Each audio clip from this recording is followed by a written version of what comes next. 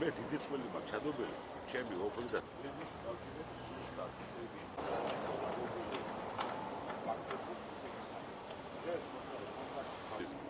ხოდა ახლა შემოვიდა მოდაში, რომ ნეპოტიზმი გვჭირდება.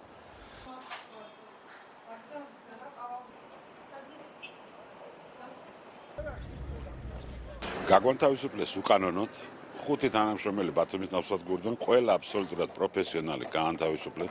ის რაც ხდება ნავსადგურში, რომ ნავსადგური სისტემატურად ტვირთბრუნვის გეგმას ვერ ასრულებს.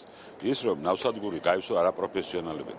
ის რომ ნავსადგურმა ფაქტიურად შეწყვიტა არსებობა და მიდის იქეთკენ, რომ ნავსადგური სულ მოკლე ხანში გადაიქცევა იახტ კლუბად, ეს მე ძალიან მაღილვებს.